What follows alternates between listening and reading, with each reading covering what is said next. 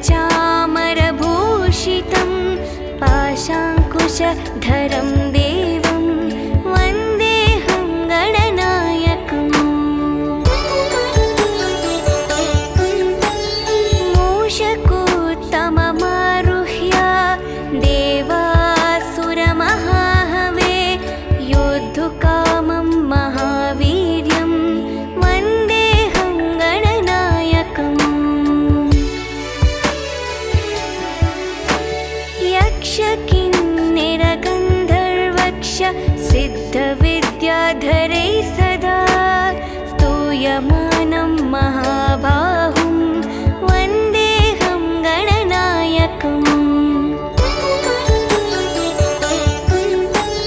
सर्वविघ्नहरं देवं सर्वविघ्नविवर्जितं सर्वसिद्धिप्रदातारं वन्देऽहं गणनायकम् गणाष्टकमिदं पुण्यं यः पठे सततं नरः सिद्ध्यन्ति सर्वकार्याणि विद्यावान् धनवान् भवेत्।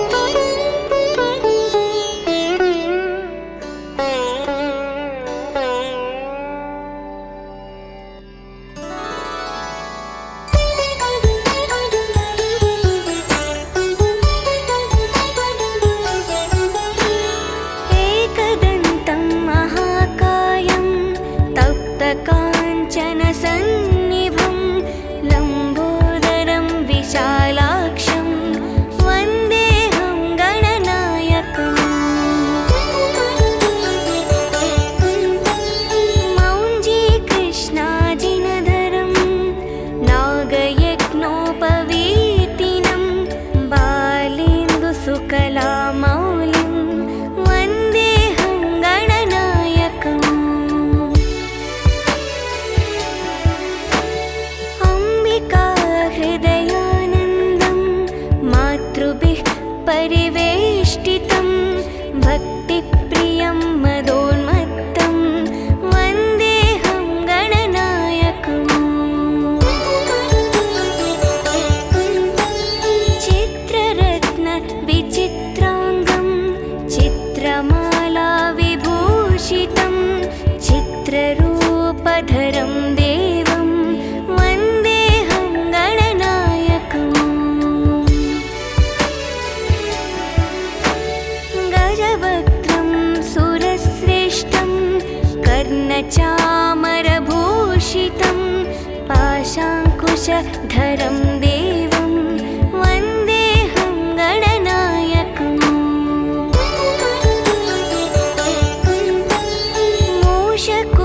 मूषकोत्तममारुह्य देवासुरमहाहवे योद्धुकामं महावीर्यं वन्देऽहं गणनायकम् यक्षकिन्निरगन्धर्वक्ष सिद्धविद्याधरैः सदा स्तूयमानं महाबाहुं वन्देऽहं गणनायकम् सर्वविघ्नहरं देवं सर्वविघ्नविवर्जितं सर्वसिद्धिप्रदातारं वन्देऽहं गणनायकम् गणाष्टकमिदं पुण्यं यः पठे सततं नरः सिद्ध्यन्ति सर्वकार्याणि विद्यावान् धनवान् भवेत्।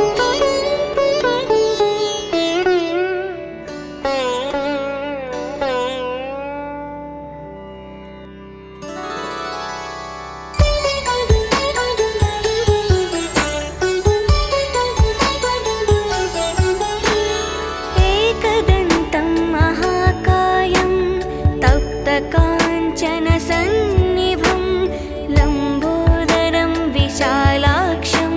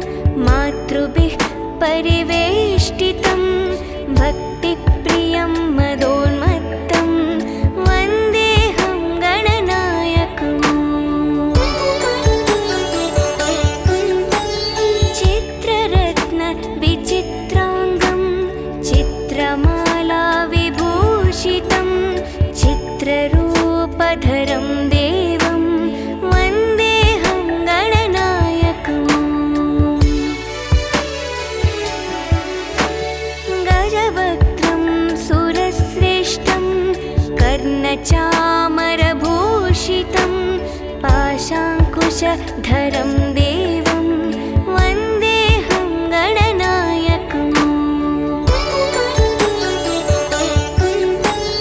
मूषकोत्तममारुह्य देवासुरमहाहवे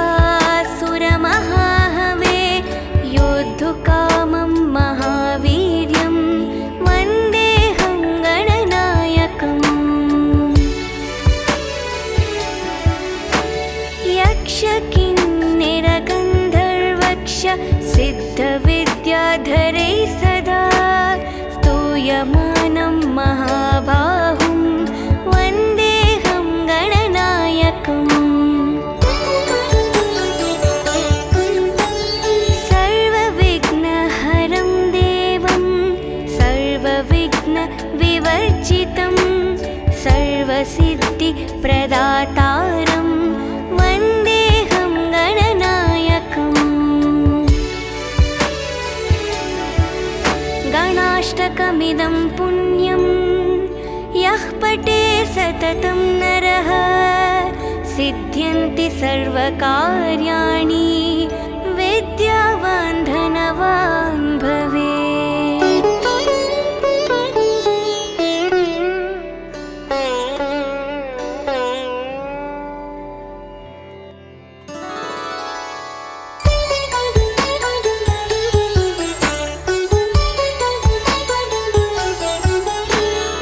एकदन्तं महाकायं तप्तकाञ्चनसन्निभं लम्बोदरं विशालाक्षं वन्देऽहं गणनायकम्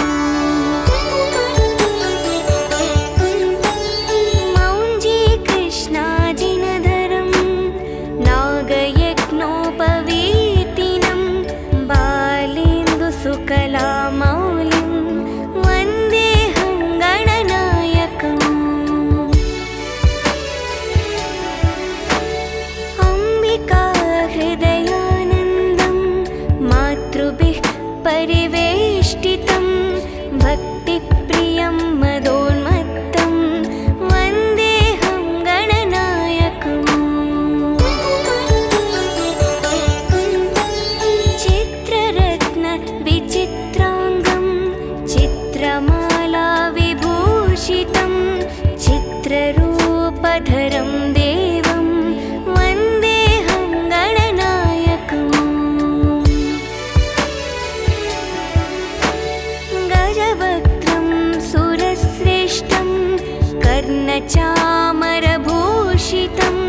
पाशाङ्कुशधरं देवं वन्देऽहं गणनायकम्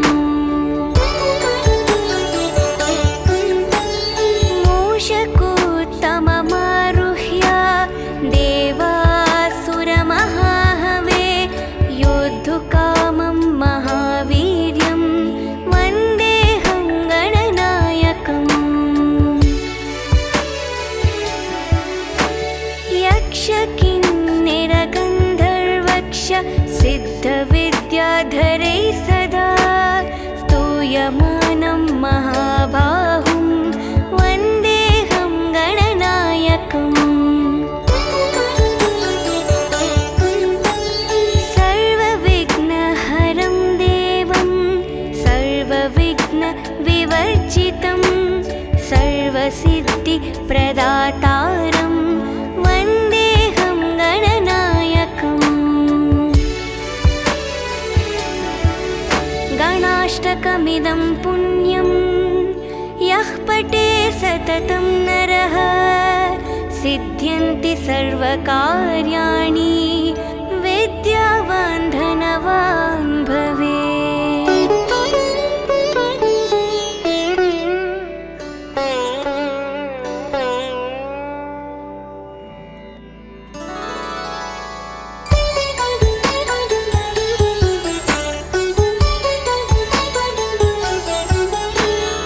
एकदन्तं महाकायं तप्तकाञ्चनसन्निभं लम्बोदरं विशालाक्षं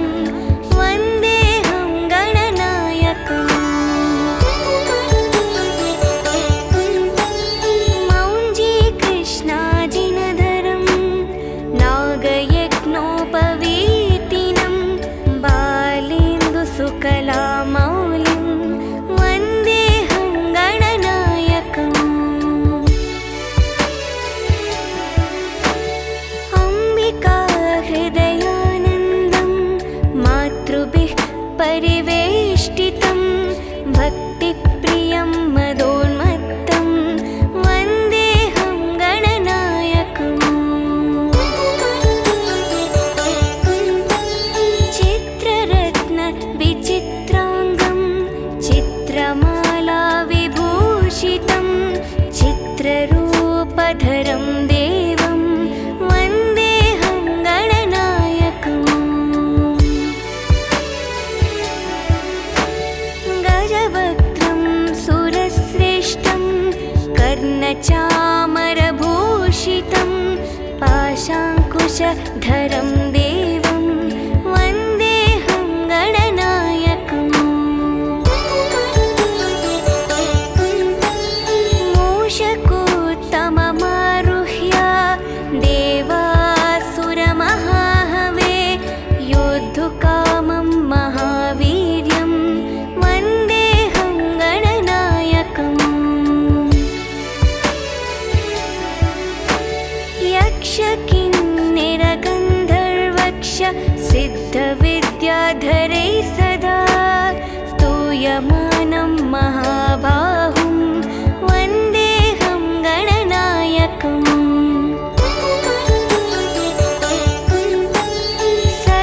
सर्वविघ्नहरं देवं सर्वविघ्नविवर्जितं सर्वसिद्धिप्रदातारं वन्देऽहं गणनायकम् गणाष्टकमिदं पुण्यं यः पठे सततं नरः सिद्ध्यन्ति सर्वकार्याणि विद्यावान् धनवान् भवेत्।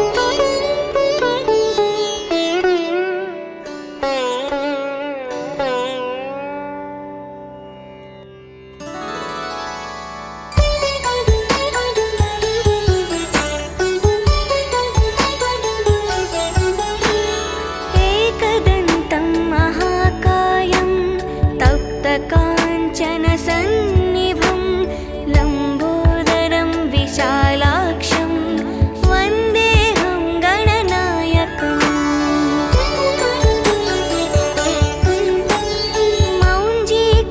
मौञ्जीकृष्णाजिनधरं नागयज्ञोपवीतिनं बालेन्दुसुकलामौलिं वन्देऽहं गणनायकम्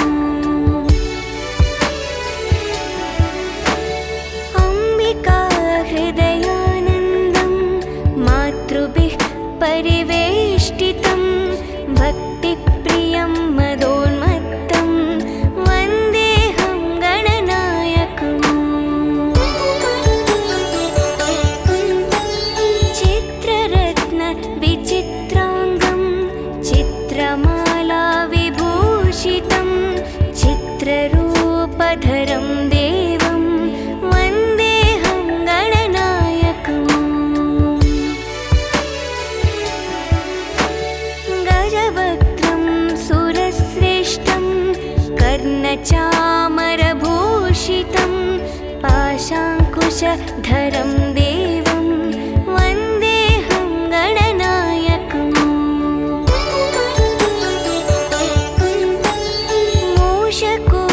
मूषकोत्तममारुह्य देवासुरमहाहवे योद्धुकामं महावीर्यं वन्देऽहं गणनायकम् यक्षकिन्निरगन्धर्वक्ष सिद्धविद्याधरैः सदा स्तूयमानं महाबाहुं वन्देऽहं गणनायकम् सर्वविघ्नहरं देवं सर्वविघ्नविवर्जितं सर्वसिद्धिप्रदातारं वन्देऽहं गणनायकम् गणाष्टकमिदं पुण्यं यः पठे सततं नरः सिद्ध्यन्ति सर्वकार्याणि विद्यावान् धनवान् भवेत्।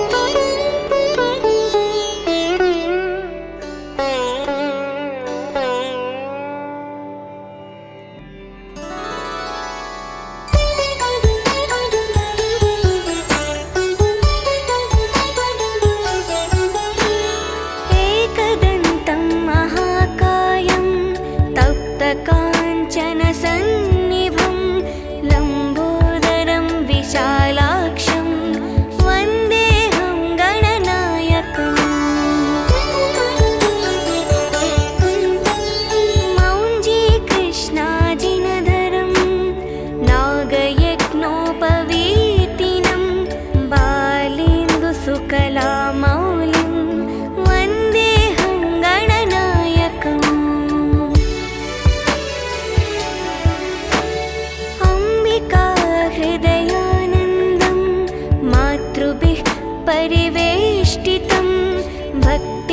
सर्वसिद्धिप्रियं मदोन्मत्तं वन्देऽहं गणनायकम्। चित्ररत्नविचित्राङ्गं चित्रमालाविभूषितं चित्ररूपधरं देवं वन्देऽहं गणनायकम्। गजवक्त्रं सुरश्रेष्ठं कर्णचामरभूषितं पाशाङ्कुशधरं देवं वन्देऽहं गणनायकम्। मूषकोत्तममारुह्य देवासुरमहाहवे योद्धुकामं महावीर्यं वन्देऽहं गणनायकम्। यक्षकिन्निरगन्धर्वक्ष सिद्धविद्याधरै सदा स्तूयमानं महाबाहुं वन्देऽहं गणनायकम्।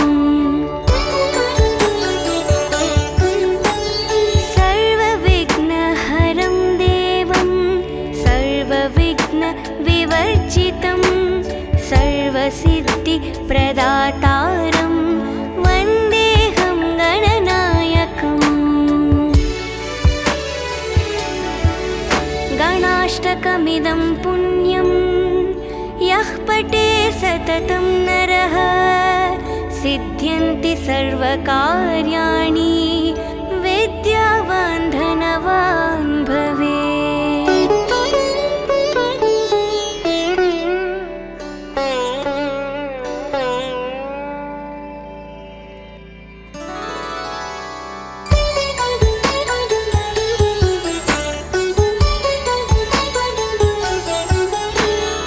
एकदन्तं महाकायं तप्तकाञ्चनसन्निभं लम्बोदरं विशालाक्षं वन्देऽहं गणनायकम्।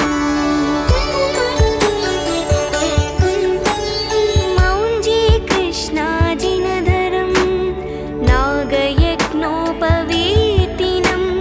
बालेन्दुसुकलामौलिं वन्देऽहं गणनायकम्। अम्बिकाहृदयानन्दं मातृभिः परिवेष्टितं भक्तिप्रियं मदोन्मत्तं वन्देऽहं गणनायकम्। चित्ररत्नविचित्राङ्गं चित्रमालाविभूषितं चित्ररूपधरं देवं वन्देऽहं गणनायकम्। गजवक्त्रं सुरश्रेष्ठं कर्णचामरभूषितं पाशाङ्कुशधरं देवं वन्देऽहं गणनायकम्। मूषकोत्तममारुह्य देवासुरमहाहवे योद्धुकामं महावीर्यं वन्देऽहं गणनायकम्। यक्षकिन्निरगन्धर्वक्ष सिद्धविद्याधरै सदा स्तूयमानं महाबाहुं वन्देऽहं गणनायकम्। सर्वविघ्नहरं देवं सर्वविघ्नविवर्जितं सर्वसिद्धिप्रदातारं वन्देऽहं गणनायकम्। गणाष्टकमिदं पुण्यं यः पठे सततं नरः सिद्ध्यन्ति सर्वकार्याणि विद्यावान् धनवान् भवेत्।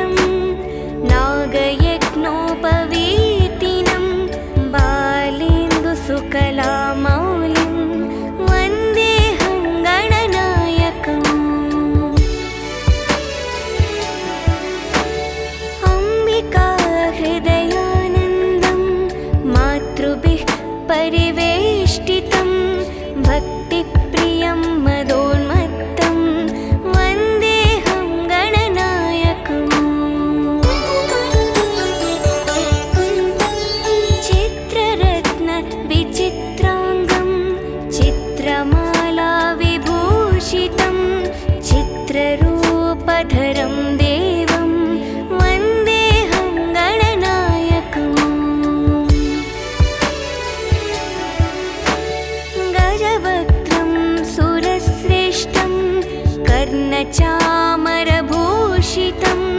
पाशाङ्कुशधरं देवं वन्देऽहं गणनायकम्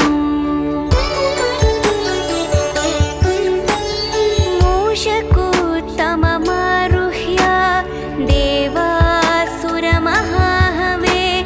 योद्धुकामं महावीर्यं वन्देऽहं गणनायकम् यक्षकिन्निरगन्धर्वक्ष सिद्धविद्याधरैः सदा स्तूयमानं महाबाहुं वन्देऽहं गणनायकम् सर्वविघ्नहरं देवं सर्वविघ्नविवर्जितं सर्वसिद्धिप्रदातारं वन्देऽहं गणनायकम् गणाष्टकमिदं पुण्यं यः पठे सततं नरः सिद्ध्यन्ति सर्वकार्याणि विद्यावान् धनवान् भवेत्।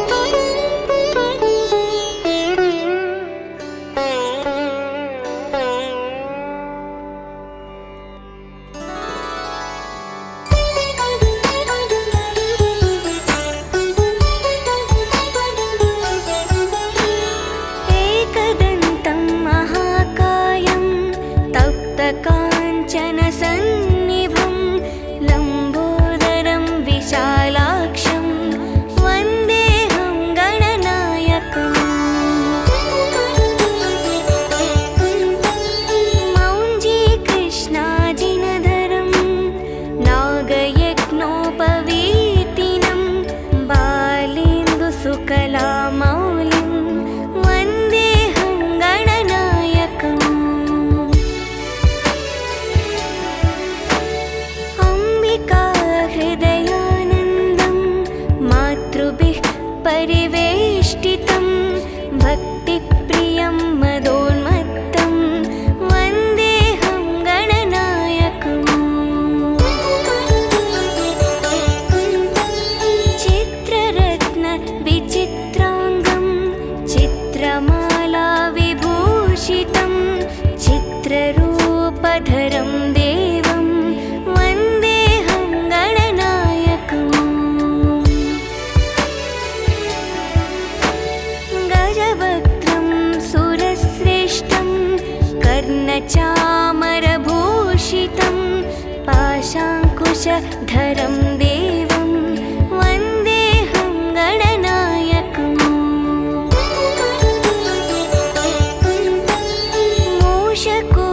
मूषकोत्तममारुह्य देवासुरमहाहवे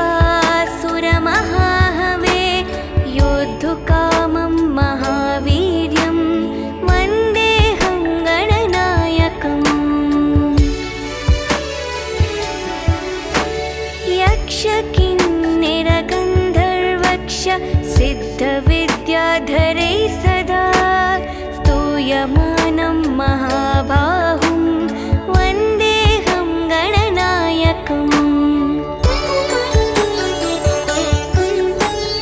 सर्वविघ्नहरं देवं सर्वविघ्नविवर्जितं सर्वसिद्धिप्रदातारं वन्देऽहं गणनायकम् गणाष्टकमिदं पुण्यं यः पठे सततं नरः सिद्ध्यन्ति सर्वकार्याणि विद्यावान् धनवान् भवेत्।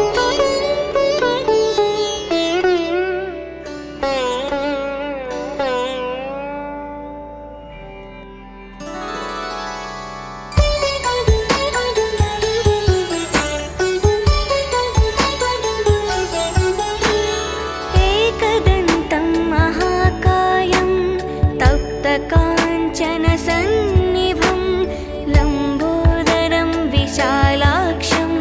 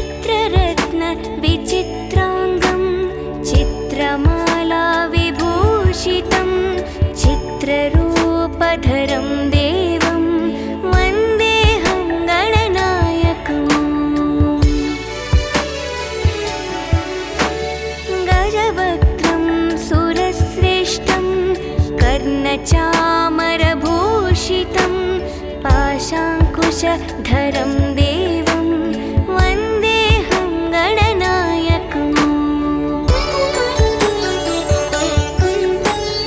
मूषकोत्तममारुह्य देवासुरमहाहवे योद्धुकामं महावीर्यं वन्देऽहं गणनायकम्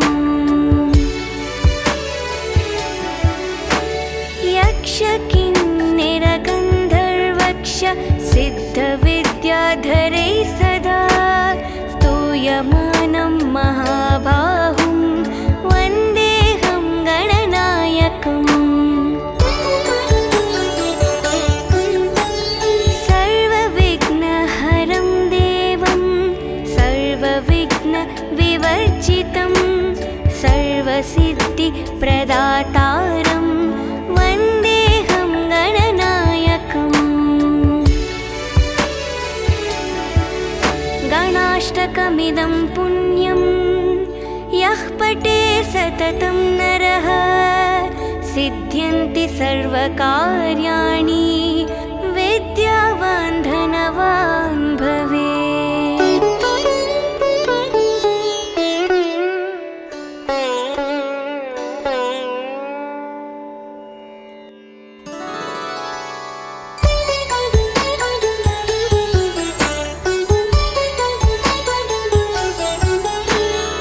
एकदन्तं महाकायं तप्तकाञ्चनसन्निभं लम्बोदरं विशालाक्षं वन्देऽहं गणनायकम्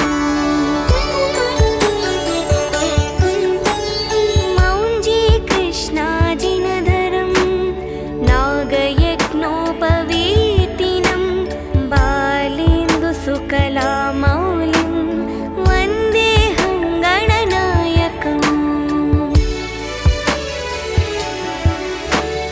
अम्बिकाहृदयानन्दं मातृभिः परिवेष्टितं भक्तिप्रियं मदोन्मत्तं वन्देऽहं गणनायकम् चित्ररत्नविचित्राङ्गं चित्रमालाविभूषितं चित्ररूपधरं देवं वन्देऽहं गणनायकम् गजवक्त्रं सुरश्रेष्ठं कर्णचामरभूषितं पाशाङ्कुशधरं देवं वन्देऽहं गणनायकम्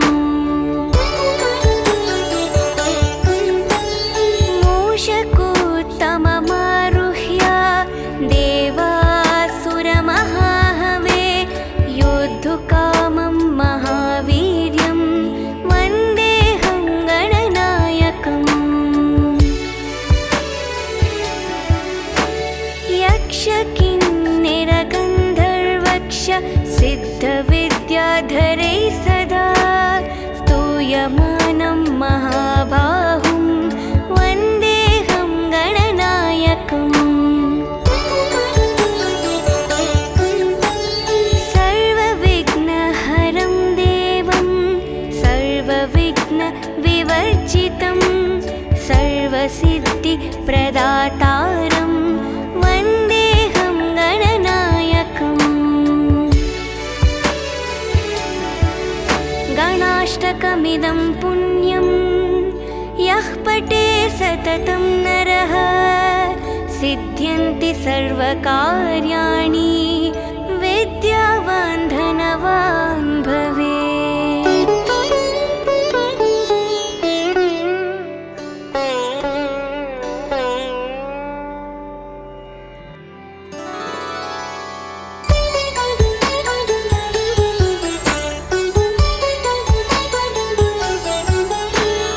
एकदन्तं महाकायं तप्तकाञ्चनसन्निभं लम्बोदरं विशालाक्षं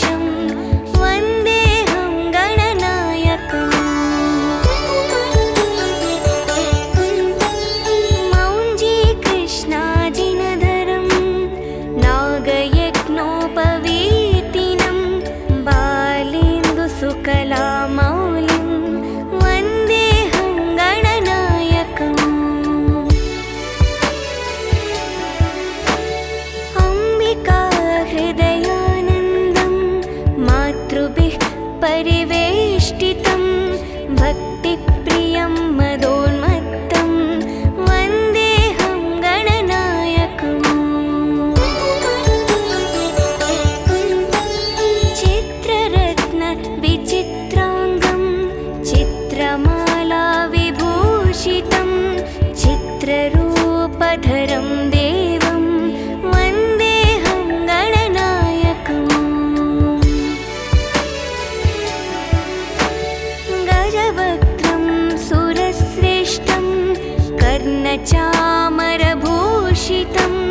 पाशाङ्कुशधरं देवं वन्देऽहं गणनायकम्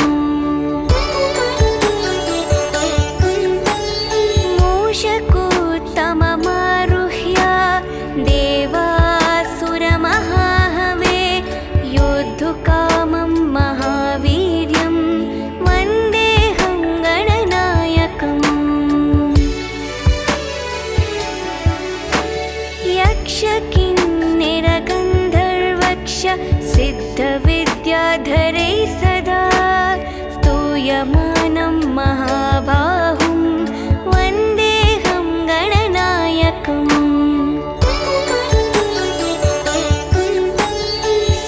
सर्वविघ्नहरं देवं सर्वविघ्नविवर्जितं सर्वसिद्धिप्रदातारं वन्देऽहं गणनायकम्